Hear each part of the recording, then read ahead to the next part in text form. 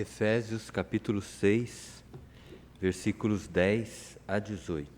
Diz assim o texto: Quanto ao mais, sede fortalecidos no Senhor e na força do seu poder.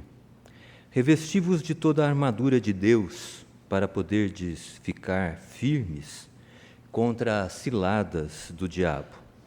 Porque a nossa luta não é contra o sangue e a carne, e sim contra os principados e potestades, contra os dominadores deste mundo tenebroso, contra as forças espirituais do mal nas regiões celestes. Portanto, tomai toda a armadura de Deus para que possais resistir no dia mau, e depois de terdes vencido tudo, permanecer inabaláveis. Estai, pois, firmes, cingindo-vos com a verdade, e vestindo-vos da couraça da justiça. Calçai os pés com a preparação do evangelho da paz, embraçando sempre o escudo da fé, com o qual podereis apagar todos os dardos inflamados do maligno. Tomai também o capacete da salvação e a espada do Espírito, que é a palavra de Deus, com toda oração e súplica, orando em todo o tempo no Espírito, e para isto vigiando com toda a perseverança e súplica por todos os santos. Senhor, nós queremos te pedir que continues a abençoar o nosso coração.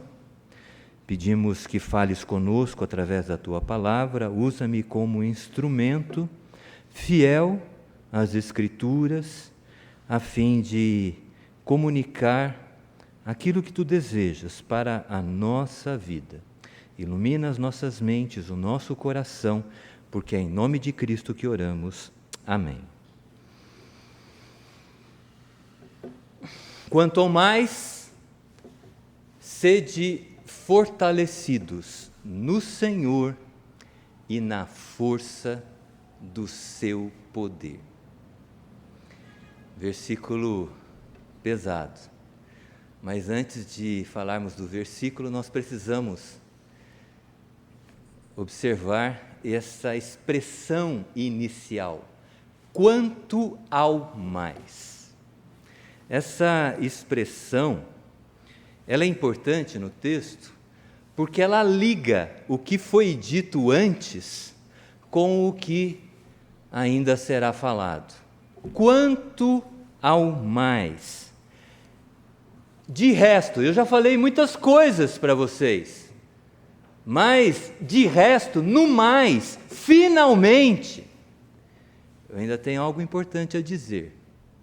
Mas para que a gente entenda o que Paulo dirá, vamos recordar rapidamente aquilo que ele disse antes, e que essa expressão quanto ao mais pressupõe. O que Paulo disse antes? Tudo que foi registrado na carta. Esse é o último capítulo. É a última palavra de Paulo para os Efésios. E o que ele disse, em síntese, em toda a carta? No primeiro capítulo, ele fala que em razão da nossa união com Cristo, Deus nos concede bênçãos espirituais. Ele fala da eleição em Cristo, da redenção em Cristo. Nós somos adotados na família de Deus, a adoção em Cristo, o selo do Espírito Santo. Todas essas coisas são bênçãos espirituais, fruto da nossa união com Cristo. No capítulo 2, Paulo vai falar que em razão da nossa união com Cristo, o muro que separava os homens caiu. Não existe mais judeu nem gentio. Gentio, nós sabemos, são aqueles povos que não são judeus. Paulo diz, em Jesus Cristo, em virtude da nossa união com Cristo, nós não falamos mais em termos de grupos étnicos, em termos de judeu ou qualquer outro povo. Existem homens reconciliados com Deus e que vivem como irmãos em Cristo. No capítulo 3, Paulo diz, ele revela na realidade a sua compreensão acerca da união com Cristo. Paulo diz que esse é o mistério de Deus. E que mistério é esse? É que ao reconciliar judeus e gentios, Deus, ele estabelece a sua igreja. A união com Cristo é o fundamento da igreja. Aqui não importa se você é armênio, se você é árabe, se você é brasileiro, se você é libanês, se você é nordestino, todos nós fazemos parte de uma única igreja, porque estamos unidos a nosso Senhor Jesus Cristo. A partir do capítulo 4, Paulo focaliza a questão da aplicação desse conceito da união com Cristo. Ele aplica esse conceito na vida pessoal. E ele ensina que a união com Cristo, ela vai se revelar na nossa vida, na medida em que nós fortalecemos a unidade da igreja. Nós somos pessoas diferentes, mas a igreja ela tem uma unidade. E essa unidade ela é produzida pela união com Cristo. E nós devemos trabalhar e atuar na igreja para fortalecer esta unidade. E também seguir, como disse Jesus Cristo, a verdade em amor. Que expressão maravilhosa! Lá em Efésios 4,15, nós somos chamados para seguir a verdade, mas a verdade em amor. Quando nós somos verdadeiros sem amor, nós magoamos as pessoas, nós criamos ressentimentos, mas também se nós formos somente amorosos e não formos verdadeiros, nós criamos relacionamentos enganosos, e relacionamentos que não se sustentam. Veja, ele está falando das aplicações ligadas a esse conceito da união em Cristo. No capítulo 5 e 6, ele vai falar, olha, aquele que está unido a Cristo, ele busca ser cheio do Espírito Santo. E o que é ser cheio do Espírito Santo? Ele vai explicar. Uma pessoa, um homem, uma mulher cheia do Espírito Santo é aquela que revela sujeição nas várias áreas da vida. Nós somos sujeitos uns aos outros. Quais áreas Paulo menciona? Na área conjugal, relacionamento marido e mulher, nós precisamos nos sujeitar mutuamente. Na criação dos filhos, pais e filhos, os filhos se sujeitam aos pais, mas os pais também têm que ser exemplo para os seus filhos. E aí sim, se sujeitam em amor a seus filhos. Na relação social, nas relações sociais, na relação laboral, de trabalho, empregado, empregador, se você é empregador ou se você é empregado. Paulo orienta a ser cheio do Espírito Santo e agir da forma adequada, de acordo com o papel que você exerce. Então, olha, às vezes as pessoas falam que ser cheio do Espírito Santo é pregar a palavra, pregar com fervor, ou orar com fervor, ou fazer uma coisa ou outra. Não, Paulo está dizendo aqui, aquele que está unido a Cristo, ele busca ser cheio do Espírito, nas relações nas quais ele se encontra, nas várias áreas da sua vida, vivendo aquilo que Deus deseja. Então, a união com Cristo é um ponto crucial desta carta. Vários versículos aqui mencionam essa realidade. E só para vocês compreenderem e afirmarem bem esse conceito, eu vou ler um versículo de cada capítulo. Capítulo 1, verso 3 diz assim: Bendito o Deus e Pai de nosso Senhor Jesus Cristo, que nos tem abençoado com toda sorte de bênção espiritual nas regiões celestiais em Cristo. As bênçãos de Deus são decorrentes da união com Cristo. Capítulo 2, verso 5. Estando nós mortos em nossos delitos, nos deu vida, Deus nos deu vida juntamente com Cristo. A vida é decorrente da nossa união com Cristo. 3:12 diz assim: pelo qual temos confiança em Jesus Cristo, temos confiança e acesso, temos ousadia e acesso com confiança, mediante a fé nele, mediante a fé em Cristo, nós temos confiança e temos acesso a Deus, temos ousadia e confiança no acesso a Deus, porque estamos em Cristo.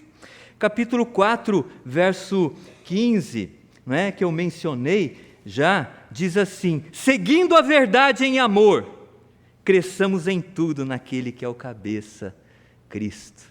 Em Cristo nós temos possibilidade de seguir a verdade em amor. E finalmente no capítulo 5, verso 20, diz, né, dando sempre graças por tudo a nosso Deus e o Pai. Olha a questão do fundamento da gratidão, né? Dando sempre graças por tudo a nosso Deus e Pai, em nome de nosso Senhor Jesus Cristo. Nós somos gratos a Deus porque estamos em Cristo.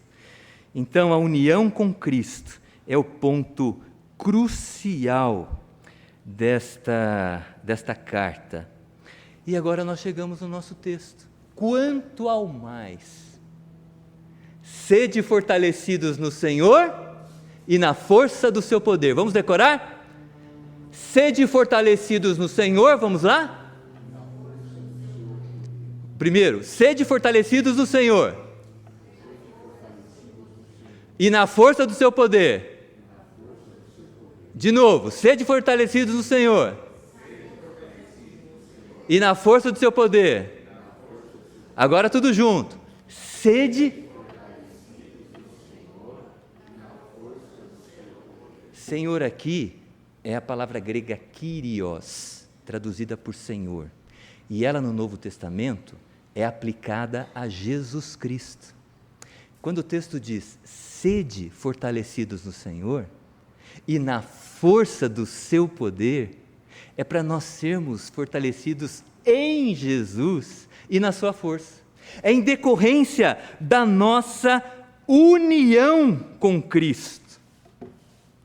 Somente unidos a Cristo, nós teremos força, seremos fortalecidos. Por quê?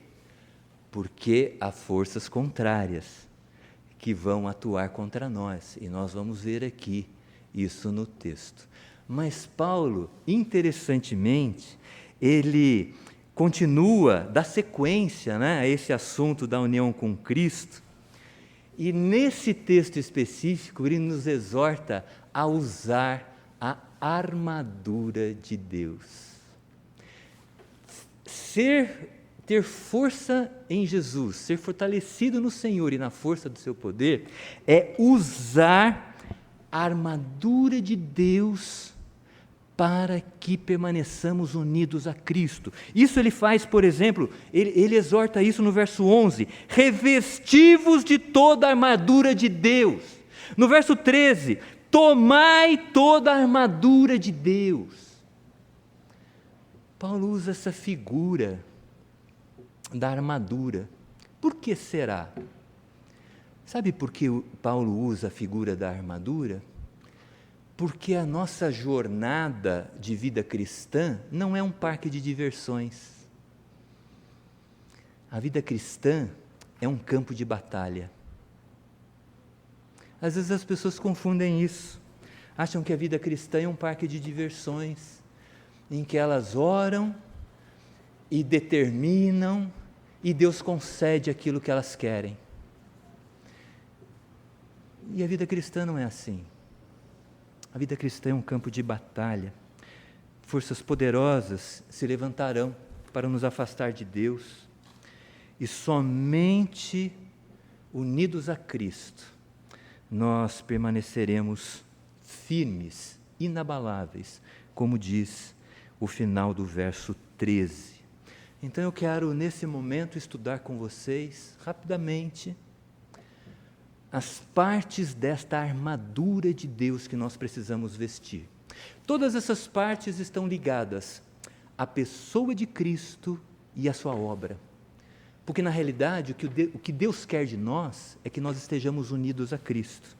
Então, primeiro elemento, primeira parte dessa armadura, o texto diz: cingir-se com a verdade. Verso 14: estai, pois, firmes, cingindo-vos com a verdade.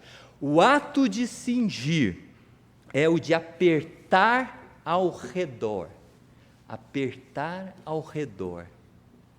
Eu me lembro que certa feita eu vesti uma calça jeans, e o jeans ele é um tecido um pouco mais firme, né? E eu coloquei o jeans e eu falei, hoje eu não vou precisar de cinto, porque está bem apertadinho aqui, né? Tá certo, a calça não vai cair. Mas eu comecei a andar, e comecei a realizar coisas, tal, o tecido começou a lacear.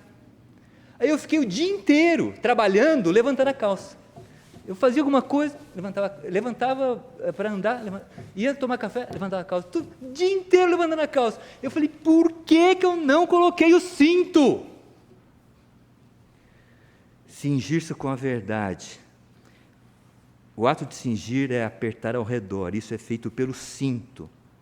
O cinto, ele aperta a armadura no corpo e dá tranquilidade para realizarmos os nossos movimentos. Cingir-se com a verdade significa que a nossa vida precisa estar envolta, impregnada, apertada com a verdade e não com a mentira. Nós precisamos avaliar a nossa vida. Há áreas da nossa vida que a mentira tem prevalecido. Isso não deve ocorrer. Precisamos viver a verdade de Cristo, os ensinos de Jesus na nossa vida. Você ama a verdade de Cristo? Se você não ama, você está vivendo essa minha experiência da roupa sempre te causando esse desconforto e não te dando aquela segurança para você caminhar. Vestir a couraça da verdade. Verso 14 diz, vestindo-vos, cingindo-vos com a verdade e vestindo-vos da couraça da justiça. A couraça é a parte frontal da armadura. Ela protege o coração. O coração precisa de proteção. E somente a justiça de Cristo poderá proteger o nosso coração. Sabe por quê? Porque nós somos injustos. E por que nós somos injustos? Porque nós somos pecadores. Como pecadores, nós somos injustos muitas vezes. Mas Cristo é justo. Cristo viveu nesse mundo sem pecado. Sua morte na cruz foi o sacrifício de um homem justo. E esse sacrifício foi aceito por Deus para perdão dos nossos pecados. Apesar de sermos pecadores, Deus, o Criador, o sustentador de tudo, Ele não nos trata como pecadores se estivermos em Cristo. A justiça de Cristo é a couraça que protege o nosso coração. Seu coração está protegido com a justiça de Cristo. Verso 15 diz, calçai os pés com a preparação do evangelho da paz. O calçado, qualquer que seja, né? Sapato aqui mais social que eu estou hoje, uma bota, um tênis, uma sandália, ela protege O calçado, ele protege os nossos pés e nos deixam prontos para a caminhada. Quando o pé está sem o calçado, ou mesmo um chinelo, né, ele escorrega às vezes, né, quando nós precisamos sair, nós nos sentimos inseguros de sair de chinelo em muitos contextos, né? Mas o calçado, ele protege e nos deixa prontos, preparados para a caminhada. O texto aqui diz que o Evangelho de Cristo é o Evangelho da paz. O Evangelho da paz, ele nos deixa preparados. Por quê? Porque ele nos reconcilia com Deus. É por meio do Evangelho de Cristo que nós somos reconciliados com Deus, que nós temos paz com Deus, que nós temos paz dentro de nós mesmos, paz com o nosso semelhante, para que estejamos prontos para realizar a nossa jornada nesta vida. Calce o Evangelho da paz, esteja calçado com o Evangelho da paz, esteja sempre em sintonia com Deus, não permita que nenhum ressentimento ou amargura contra alguém, prejudique a sua paz, não permita que perturbações estejam presentes, retirando a sua paz. Conheça o Evangelho, calce este Evangelho, que é o Evangelho da paz, e você estará preparado para todos os desafios da vida.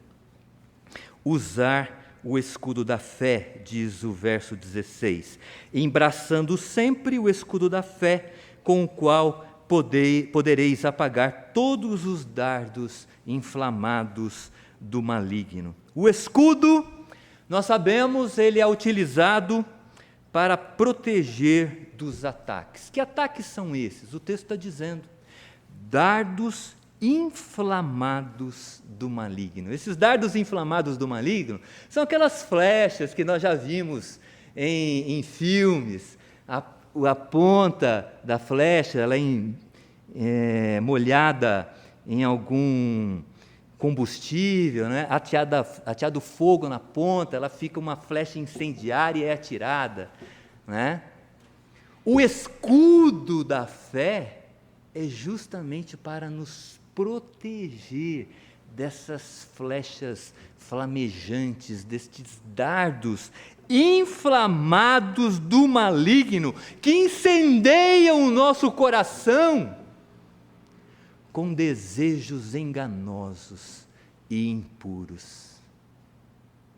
Essas flechas incendiárias, elas visam trazer engano e impureza para a nossa vida. Somente o escudo da fé. Que escudo da fé é esse? O escudo da fé é a nossa fé em Jesus, cremos em Jesus, é a fé subjetiva, mas também é a fé objetiva, é o conjunto de verdades que nós aprendemos da palavra. Quando nós separamos tempo para meditar nas verdades do Senhor, que são puras, que são limpas, que são verdadeiras e esclarecem o nosso entendimento, nós não somos enganados pelas flechas incendiárias do inimigo das nossas almas, do maligno. Muitas pessoas têm sido enganadas porque não meditam nas verdades puras, verdadeiras das Escrituras. Tendo as suas vidas enganadas, serão atingidas por esses dardos e serão prejudicadas. Tomar o capacete da salvação, diz o verso 17. Verso 17 coloca os dois últimos elementos da armadura. Tomai também o capacete da salvação e a espada do Espírito, que é a palavra de Deus. Eles estão ligados, mas vamos entendê-los separadamente. Capacete da salvação e a espada do Espírito. Para que serve o capacete? Proteger a cabeça. A batalha pela vida começa na nossa mente. Pessoas, quando elas são na sua mente, dominadas por perturbações, elas não têm vida plena. Elas perdem alegria, perdem propósito, a vida perde o significado. As perturbações estão ligadas, como nós temos estudado na escola dominical, que muitos não têm vindo, talvez não, alguns não possam, mas talvez estejam aqui entre nós pessoas que possam vir e não têm vindo. E nós estudamos na escola dominical, domingo após domingo, justamente as perturbações que estão ligadas a falsas crenças, que levam a interpretações falsas da realidade, que corrompem os nossos pensamentos, que corrompem, prejudicam os nossos sentimentos, prejudicam os nossos comportamentos e geram reações físicas em nós. É tudo que nós temos estudado na escola dominical. Proteger a cabeça com o capacete da salvação. Precisamos ter a mente de Cristo para termos a paz de Deus. O apóstolo Paulo disse que a paz de Deus, ela excede o entendimento humano. Às vezes vem a perturbação, vem a dificuldade, nós ficamos perturbados com a dificuldade, mas quando nós temos as verdades de Deus na nossa mente e no nosso coração, e nós oramos a Deus, a paz de Deus, que excede o entendimento humano, nós não conseguimos entender, mas é uma ação sobrenatural de Deus na nossa vida, guarda a nossa mente e o nosso coração. Tomar a espada do Espírito, verso 17 ainda, né? Como eu mencionei. A espada serve para defesa e para ataque. A espada é a palavra de Deus. A espada é uma figura na Bíblia da palavra de Deus. Um exemplo disso é o que é dito em Hebreus, capítulo 4, verso 12, que é dito que a palavra de Deus, naquele texto é dito que a palavra de Deus, ela é viva e eficaz, mais cortante do que exatamente, muito bem, do que qualquer espada de 2 gumes. Espada de 2 gumes significa que os 2 lados da espada estão bem afiados. E quando os 2 lados da espada estão bem afiados, essa espada penetra fundo. E é por isso olha, figura da palavra de Deus, é a palavra de Deus. E por isso o escritor aos Hebreus diz que ela, sendo essa espada de 2 gumes, ela penetra até o ponto de dividir alma e espírito, juntas e medulas. O que a palavra de Deus nos auxilia? A discernir aquilo que é espiritual daquilo que é material. Espiritual, alma e espírito. Material, juntas e medulas. E o texto ainda continua dizendo que esta palavra que penetra, espada de 2 gumes, que penetra, ela é apta para discernir os pensamentos e os propósitos do coração. Ah, meus irmãos e minhas irmãs, quando eu leio as Escrituras, o Espírito ele começa a agir e começa a me fazer lembrar, Ismael, você não está agindo correto nessa área. Ismael, isso vai prejudicar. A palavra te ajuda a refletir sobre a sua própria vida. Eu tenho certeza que essa é a experiência de muitos aqui. Para quê? Para que nós tenhamos discernimento dos nossos pensamentos, para que nós tenhamos discernimento acerca das nossas decisões e atitudes. Como nós precisamos discernir os pensamentos e propósitos do coração.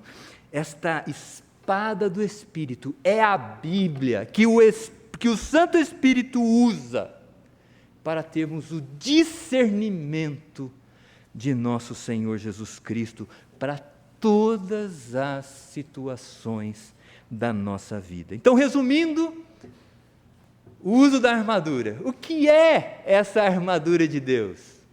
A armadura de Deus, veja, tudo ligado a Jesus Cristo.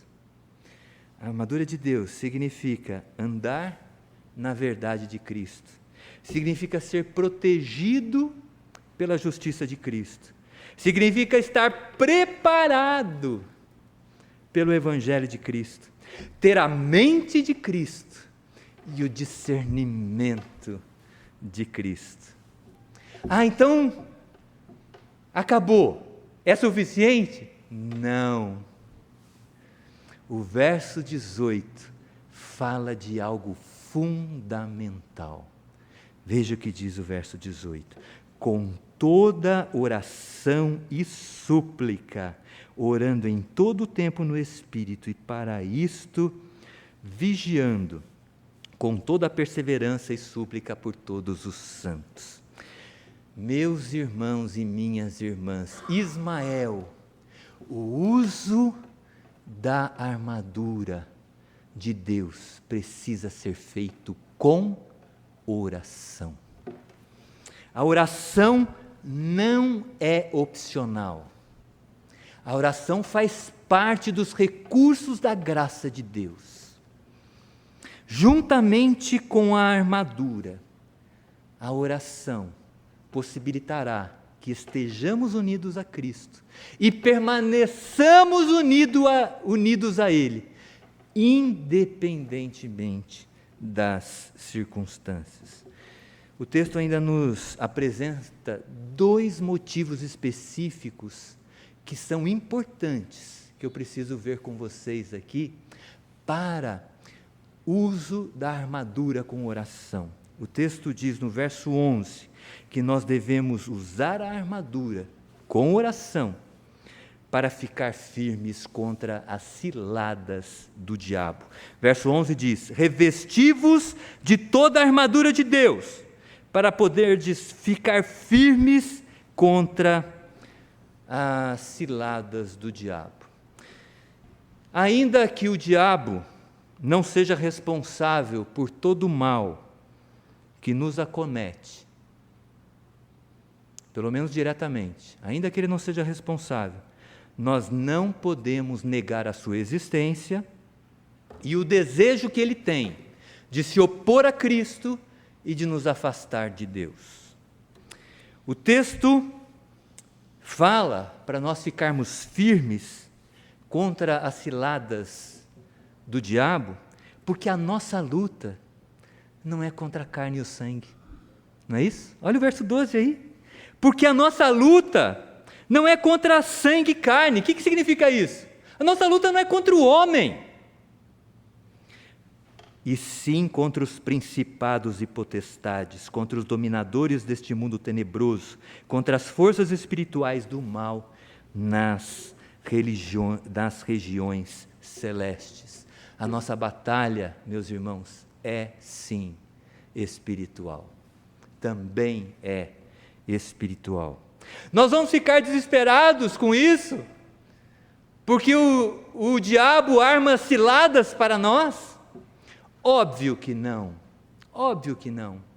porque a Bíblia diz que Jesus nos guarda, e o fato de Jesus nos guardar, João diz, o maligno não nos toca. Paulo diz, as armas da nossa luta não são carnais, mas poderosas em Cristo para destruir fortalezas. Que armas são essas? A armadura de Deus com oração.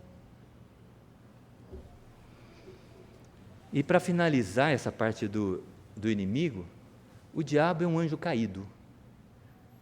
Como anjo, ele foi criado por Deus. E como toda criatura, ele é dependente de Deus. Então, se estivermos unidos a Cristo, se estivermos usando a armadura com oração, permaneceremos unidos a Cristo e não precisamos nos preocupar com o diabo.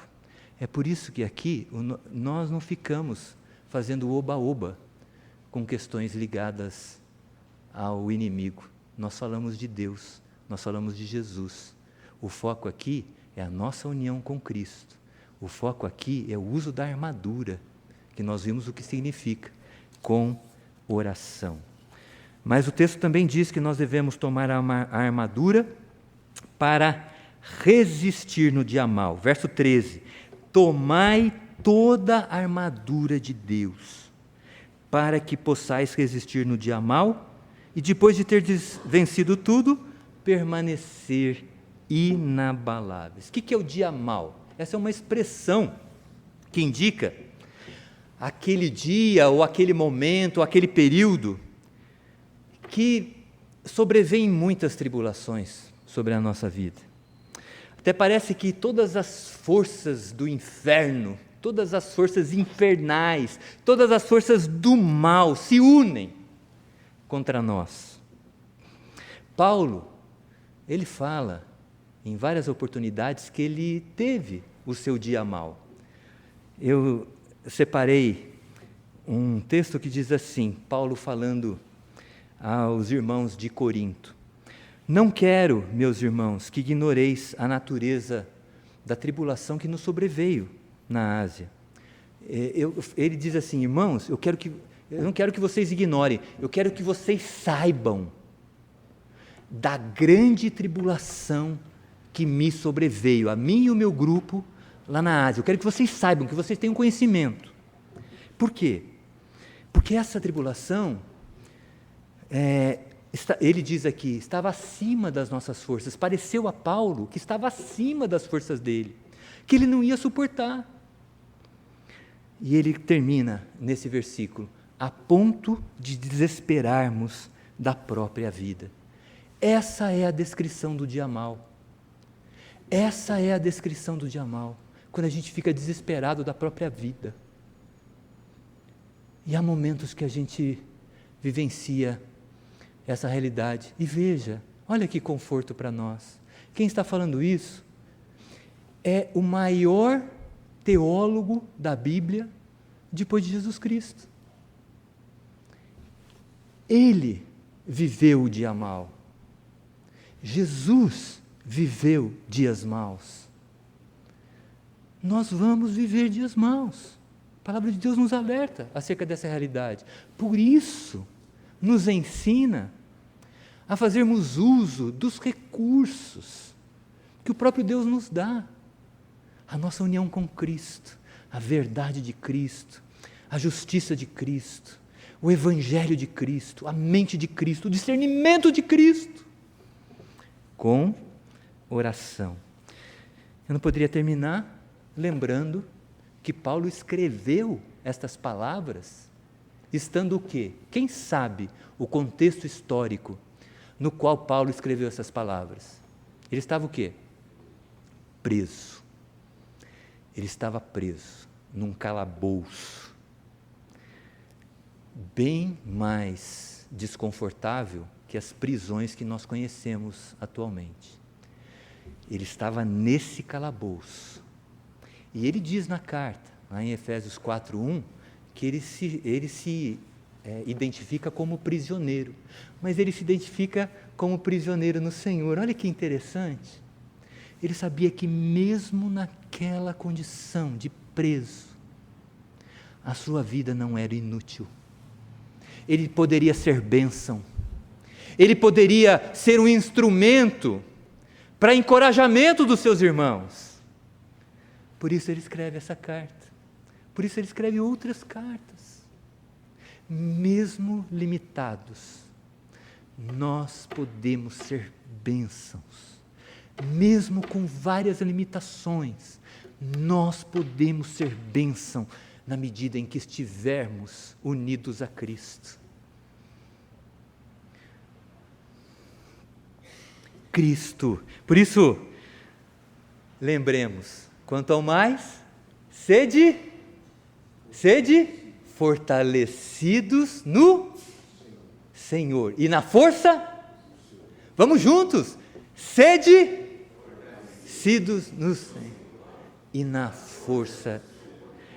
Cristo é suficiente para toda a situação da vida. A união com Cristo é a base da vida plena, com significado, com propósito. Uma vida segura, uma vida confiante, uma vida feliz, independentemente das circunstâncias. Felicidade no Senhor. Você já está unido a Cristo? Você tem utilizado a armadura de Deus com oração? Que Deus nos abençoe e nos ajude a andarmos com Cristo e permanecermos firmes, inabaláveis em todas as circunstâncias da nossa vida.